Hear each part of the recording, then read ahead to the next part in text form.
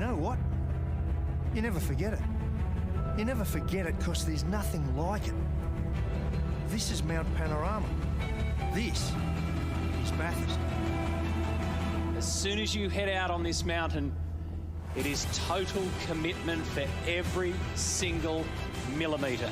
Looks like last cars are gridded up now. If you can't make the judgment call 120 metres into 1,000 kilometres to just be a little bit sensible, don't start the race. The Super Cheap Auto Bathurst 1000 erupts. And the charge to turn one. Okay, it's a great corner, second gear. The engine's right in its sweet spot. But remember, whilst you've got to carry mid-corner speed and use that exit curb, you want to get to 100% throttle early, so don't get too greedy. Don't get caught up in the moment. The moment is 6 hours later. Side by side up mountain straight. If I can offer you one free bit of advice, every single time you exit the pit lane, you grab your belts and you tighten them. And every other lap you think of it, you tighten them again. And after a pit stop, whether they've changed the brake pads or not, tattoo it under your eyelids. Pump the brake pedal, because if they put the pads in and you forget, Fuel on the road. you're a goner.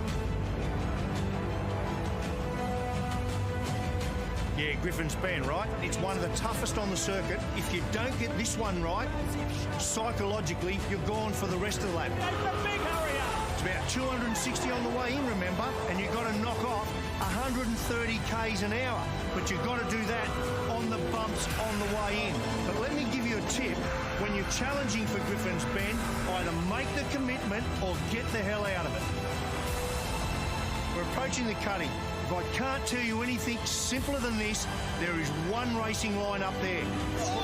Make sure you're on the tram tracks. There is no room to put your front right tyre even a foot outside of where it needs to be. Oh, the track is jammed. Oh. Idiot, I'm sorry.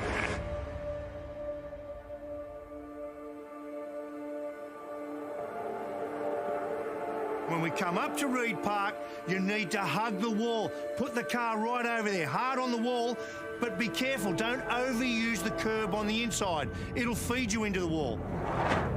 Drama here. This is a great part of the circuit where we go from going up the hill and we transform to going down the hills. And no more beautiful sight than your revs in front of you, bang, bang, bang, bang, bang.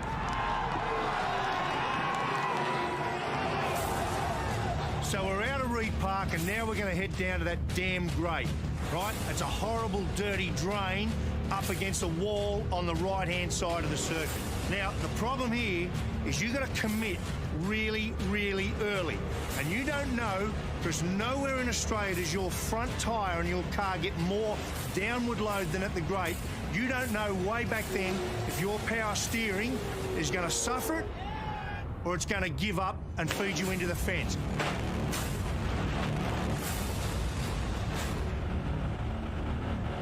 So we've got through the grate. We're now heading through Sulman to McPhillamy Park. This is Mount Panorama.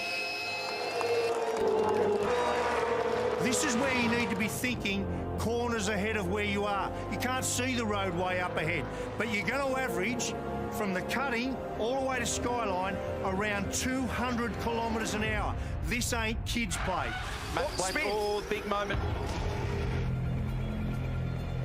So you've got through the top of the mountain, you've done the tough driver stuff.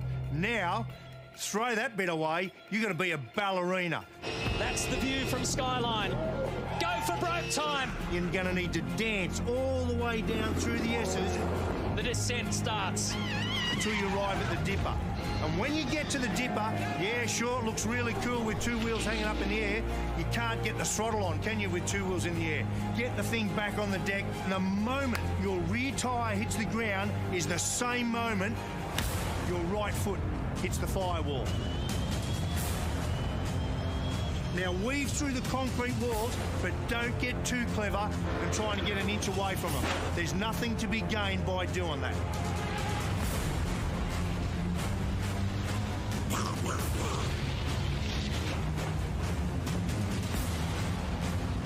Forest elbow. This is the second time and the only other time in the lap that you're not going to feel your front tyres.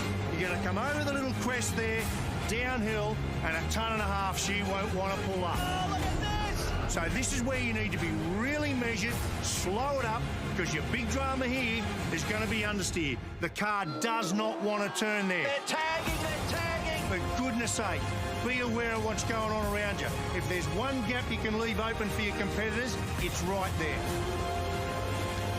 Think about this. You need to either position yourself out right, commit yourself to Conrod Straight and your top speed, or you're going to need to defend, because that is one of the great spots for attack. And if you're going to defend, there is nothing surer you are going to compromise your straight line speed. So if you're going to defend, you defend. You block him, you pull him up, so you get your foot to the gas first. This is wild. This is as fast as it gets. 300 kilometres an hour. Now, I don't care what cars you've driven in your career or where you've driven them. There is nowhere else that you're going to go where a tonne and a half of race car at 300 kilometres an hour actually feels like a tonne and a half of race car at 300 kilometres an hour. And you're approaching what is the fastest corner in Australian motorsport, the Chase. You want a tough bit of roadway? That's it. You want to talk about commitment? This is it. You come down here and you'll see there's a metre of tarmac that's been laid down on the left-hand side of that for you to use every single millimetre of it. If for one lap you do not go out there and use that, That is an almighty crash. you're going to compromise your lap time and compromise your result. So you need to use that every lap. And why do you need to do that? You need to get the car around there. At 300 kilometres an hour, do not lift your right foot off the throttle until the car is squared up, and when it is, and only then, you put your foot on the brake and you push it so damn hard that you want to bend the brake pedal. He goes, he's into the side of him. They run into each other. He's blocked out brake. He's going to redress. He's going to redress. Oh, no, they're all gone. This is huge in Australian motorsport. Last corner. So you've got 6 kilometres of the 6.213 kilometre circuit done. Do not get it wrong here. This kid is going to win this thing today. Finish the job right now. Will Davison might get this done. Nothing in it. He wins it by a car length. So that defines this mountain. That defines this race. Do you want to win it? Everyone wants to win it. If you can't first beat the mountain, you will never win this race.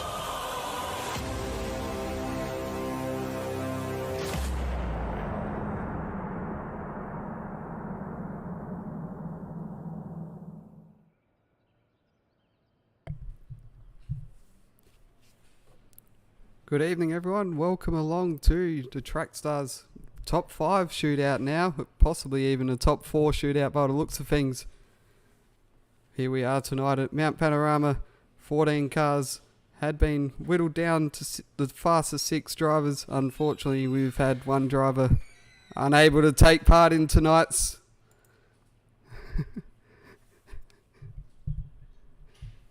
Hey DJ, you're cutting in.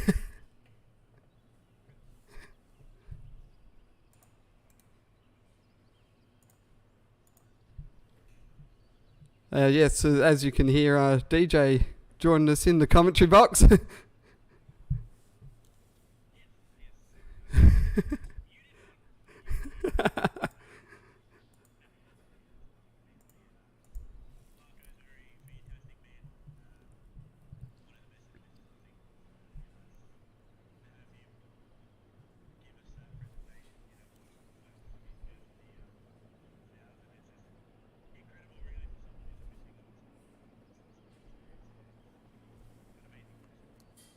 Yeah, he wasn't quite able to capture the glory in the race itself, but he certainly was very fast over the course of the event.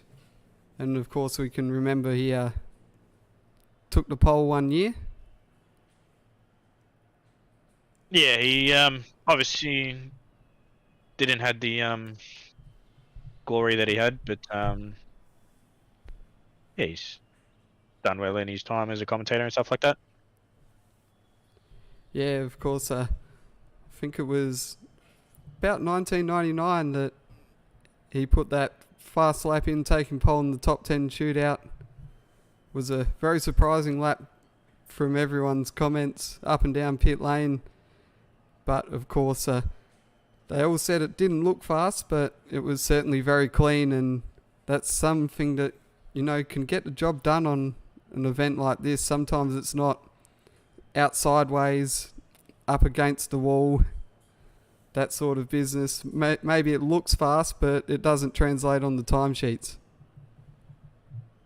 Yeah, I think he's done his time and done his experience, so I think that's kind of the main thing. But in saying that, we have Mr. Enspud in the combox. Well, okay, no, we don't. His car broke down on the way to the mountain. Oh no, it looks like he's back. just joining in now, so bit of a walk for Spud. Going for a bit of a hike through the Blue Mountains earlier today, but he finally got here, and it looks like we're very close to going racing. How's everyone today? We're all doing well. How are you, Spud? A bit puffed out at the moment, but I got there. Sorry, I missed TS3, TS2. I was a bit lonely, I'll tell you that much. No, you're all good. There was a bit of a hike, so yeah, unfortunately the car broke down. So I was just giving a bit of entertainment through the chat. Yeah, it was a bit lonely, but I went through with it and, you know, got there in the end. But up now, we've had 2 days of qualifying, and we've got the what would be top 6 shootout, but we've had car number 41 disqualified from the top 6 shootout due to not entering in time.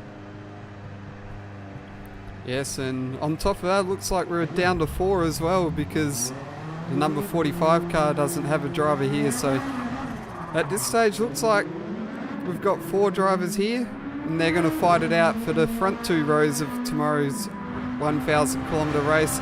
And the first car out on track, representing the Intercontinental Esports Racing Group, is the number 55 of Morgan Davey Free. And a very interesting story behind his appearance in the shootout.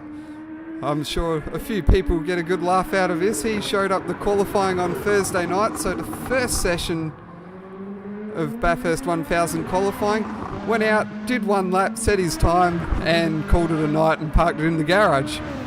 And that time was still good enough to hang on the 6th place after 2 hours of qualifying. Well, the time stood around for about 35 minutes in the session, and nobody could beat it at all. So it was an incredible lap time that Morgan Davies set in the 55 Ice Group Racing Lexus.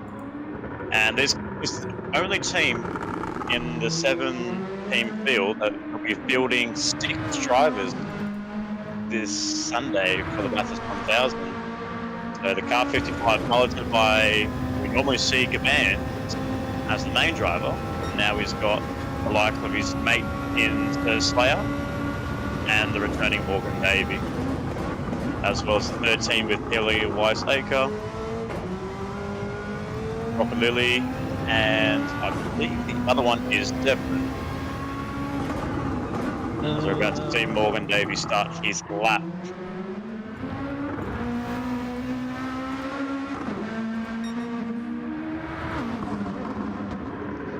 makes an early start there. He didn't do any warm-ups or anything like that. He just kind of sent it. So he's come through here to turn 1 for his long way up mountain straight to begin his lap. So if I was him, I would have tightened his belts, got out with it, and got with it, I guess. You know, you kind of got to get through with it, and you got the whole mountain to yourself essentially for a period of what will be, 5 minutes or so from your out lap, your flying lap, and then when you can come in. So he's doing not too bad. The car seems really settled here as he comes up towards Reed and Stormont Park. Goes out towards the wall, not as close as what we've seen in history. Goes out to the grade. He's really close to the wall. Up and over the hill, coming into Skyline, has a really nice run, uses all the exit into the S's there. His cumulative times are 51.4, so not too bad. Car seems very settled for Morgan. Obviously, we haven't seen Morgan around lately, but yeah, so far he's doing pretty well for himself. But yeah, he's coming down here onto Forest Elbow, and for the long run down Conrod Straight in excess of 305 k's an hour. So in these cars, 320 to 325. So yeah, it's a very fast track and corner and stuff like that. Oh, he gets really squirmy there. A little bit early at the end there, as Morgan Davis starting to finish his lap through Murray's corner. So a very clean lap for Morgan Davis. We'll wait and see what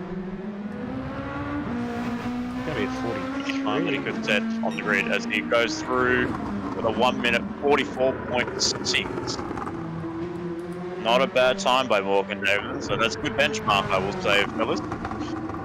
Yeah, nice clean lap there, but unfortunately that mistake at Chase might cost him just a little bit of time there, but still very clean, and you'd probably say he's one of the dark horses considering his performance on Thursday night, really doing his time in 1 lap. Maybe that was a nice little dress rehearsal for tonight's effort. Yeah, he's lap that Morgan Davey can do. Oh, sorry, DJ.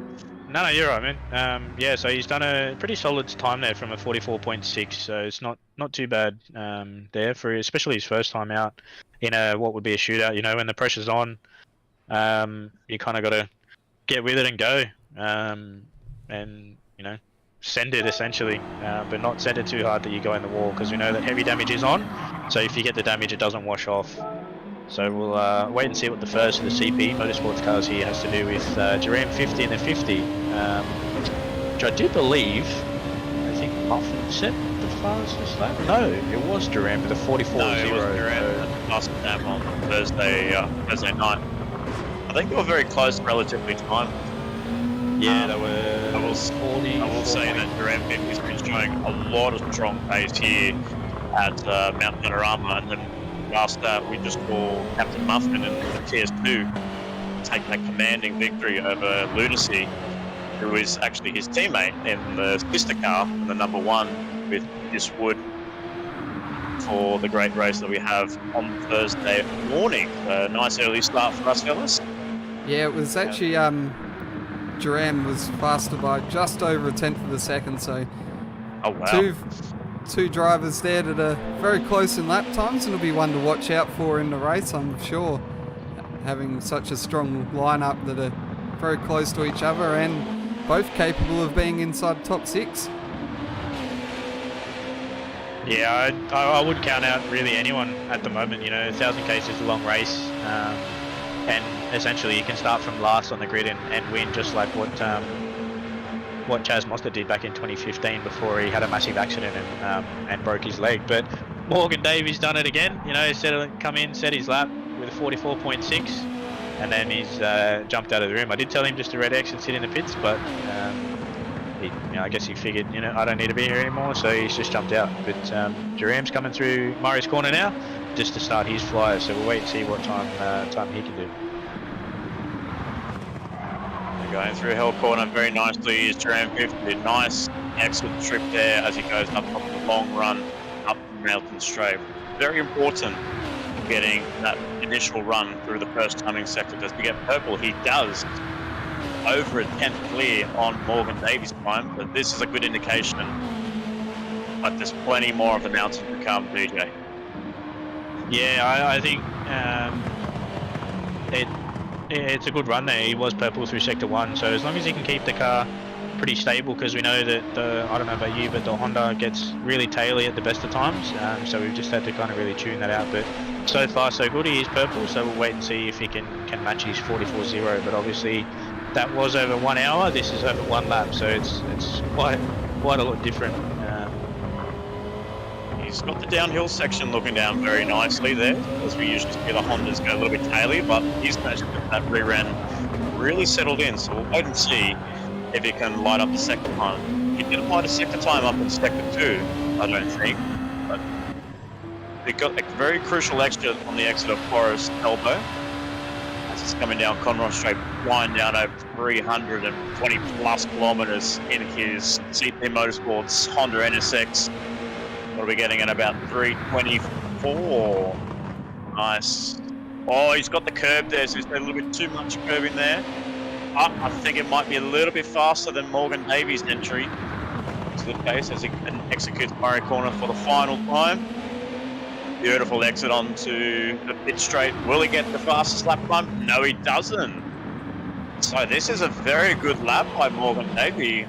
Fellas, it's a 44.6 as your first lap, and Duran with a 45. Yeah, Wow. he's done a 45.3 there, so Morgan's actually jumped up from P6, you know, because we've got the 41 who has been penalised and relegated to position 6, and then obviously a no-show here for the 45, so they go to P5. So Morgan Davies actually moved himself up into P3 so far, with Jerem putting in that time after him. So at the moment, Jerem is P4 and Morgan Davies is P3.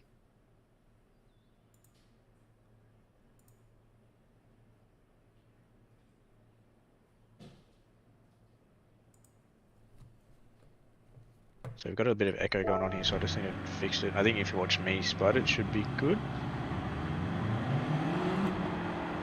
So now we have the current championship leader from last year in Diswood in the number 1.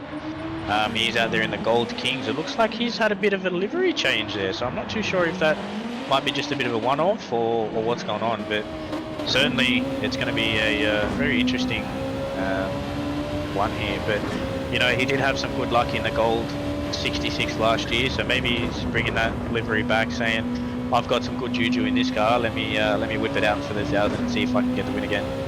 Also, it's intriguing because I saw Ludus's car on Thursday was pink and purple, and then Diswood shows rocks up with the gold livery like he rocked out in Bathurst last year. As you said, he took the victory with speedy tyres in the 66 CP Motorsports Honda NSX, and now he's got his branding the number 1, meaning he is the reigning champion of the Track Stars Touring Car Championship for the season 2021.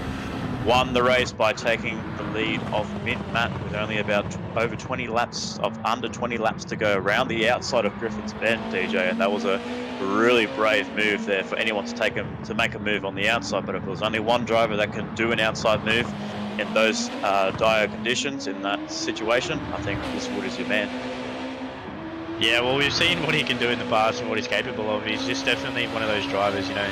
He's not series champion for no reason, you know. He definitely earned it last year, and he's certainly taken it to the series this year as well. Obviously, he isn't leading at the moment, but he's certainly making me work for what I've got. But yeah, he's not one you'd ever want to count out at any race at all. He's certainly stepped up his game, and he's shown some outstanding pace at the moment over the last probably year and a half. Master tuner of the Honda NSX is about to start his hot lap of Mount Panorama Bathurst, this 6.213 kilometre circuit situated west of Sydney, only a few hours drive away from the CBD of Sydney, and going through the mountains via the Blue Mountains. You might be able to see my car there, DJ, as you go driving by on the way home to Penrith, but he's up on his sector time there. He's purple on his lap, so this is a very good start for Diswood, but we did say you go purple sector 1, but it all depends in this next section coming through the cutting. Very fast through there, so very committed through the cutting, and the car looks very stable on his end. He hasn't had the best kind of form with his car so far. The qualifying 2 didn't suggest the lap time that we know Diswood is capable of. His teammate Lunacy was actually faster than him in qualifying 1, so Diswood's got a lot of work to do to try and get his car to where it needs to be. But through Sector 2, he hasn't taken a purple. So this is a little bit of a sign that Woodsy needs to try and find something as he executes the dipper. Very nicely there, trying to get that Honda to really wrap around those corners and really just trying to hug the insides and just kiss the wall on the outside. But so far, we haven't seen any drivers take any damage. That's a very good sign that these guys have got some good practice laps in for the shootout. Yeah, we'll see if he's purple through here. He is. He's up by a 10, so we're looking for about a 44.58-ish roughly, as long as he can keep it settled and handy through here. But the Honda's definitely not favoured at all on corner exit unless you set up the car nice. He has a really nice exit out of the chase. Coming down here into Murray's corner, he looks about the same, if not a little bit he's faster. gone a little bit too wide there, a little bit late braking there, but I think it's just going to eclipse the lap time. He does by 3/10. So where Morgan Davey was struggling, Woodsy prevails and finds 2/10 on his lap time. So beautiful job there by Diswood 1. The reigning defending champion of the Touring Car Championship takes provisional pole position, but there's only one more man to go. Ladies and gentlemen, we present to you Matt Simmons, the 95 It's Racing Esports, partnering alongside you, DJ. How do you feel about this? Look, he's earned his spot where he is in the world, not even just in Australia, but in the world. You know, he's not Matt Simmons without having the reputation. So I've definitely got 150% confidence and faith in him, and he's put the car where it is because he's got one kind of skill only. But you know, same thing. We are running as you can see, the tribute to Brando's father on the bonnet. So fingers crossed that Matt can get that on the front row for him. So yeah, he's definitely got some work cut out for him, but he's he's got the reputation there because he's earned it, and he's going to earn it there. And he's done a lot of laps around here, and he's got that car set up to be absolutely on song and on power. I think it's just incredible. Looking very good. He's got a 44.3 to try and topple off Diswood from taking pole position of the great race that is the Bathurst 1000. So very excited. We had the real life racing at Mount Panorama last time out, this time last weekend, where at the same time there was no qualifying. There was no top 10 shootout in the Supercars Championship due to a lot of water being on the track there. And I know you, DJ, you were at Mount Panorama, so you would have been soaking wet during that what was supposed to be a top 10 shootout. Yeah, it was a pretty wet event every day except Sunday. But yeah, it was unfortunate, but you know, I kind of guess it is what it is. Absolutely. So here we go. We got this should be. We're going to see a masterclass from Matt here, unless he bins it. But as it goes through to pit straight into Hell Corner, we want to see what his exit is like going in there. He runs just car a little bit wide, not clipping the apex, but rolls the car out onto the exit curb there on the exit of turn 1, and up the long stretch of Mountain Straight to going towards Griffin Bend. But he's up on his lap time there, but only just by 0.07 of a second to Diswood 1. So Matt in the 95 executing Griffin's Bend very nicely. It's all about trying to find the sequence, and if he's got the car really well balanced there, he had a little bit of a twitch there on the steering wheel, DJ, so he's just lacking a little bit of grip on his front tyres, especially on the front right. There's that where you need all the grip, especially when it comes through this section. Yeah, you need all the grip you can get, but Matt's got this thing absolutely tuned up through Sector 2. It's absolutely incredible. Watch that sector split. 2 tenths He's up 2 tenths. He's up by 2 tenths. So he's on for a 43 here, but it just depends on what it'll be. He's got the amount of it's just so stable. Really nice run there into the forest elbow. So nice exit as well. He's got that thing absolutely planted to the ground. So we'll see how much further up he is on Woodsy's time here through Sector 3. 410. Strong in Sector 3, but he just managed to eclipse that by a fair bit. He actually took 3 tenths away from Diswood 1 sector time in Sector 3, but with a nice entry into the chase and on the exit, just beautifully planted. That car looks really stable in the hands of Matt in the car 95. So this looks to be a very good lap time. We're definitely going to see a 43 at the end of this. We'll wait and see. But onto the lead on pit straight. Will Matt take pole position away from Diswood 1? He has done, and he's taken that by a fair margin, a 43.6. A beautiful lap there by Mint Matt in the 95. So that is it. Mint Matt is your pole position with him alongside yourself, DJ. So how do you feel after that? After a stellar performance there by Mint Matt, looking to be the car to beat, especially after a high-speed ring race last time out.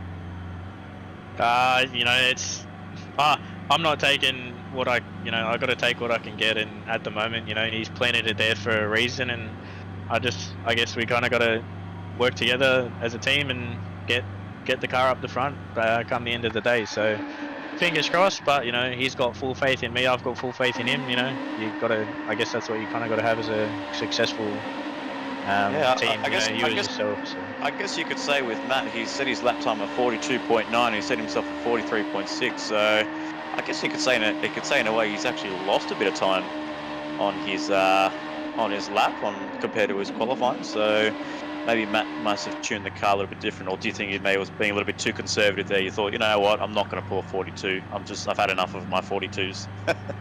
No, I think essentially it was just, you know, an hour of running is a lot different, and there's not as much pressure as there is on what there is in a shootout.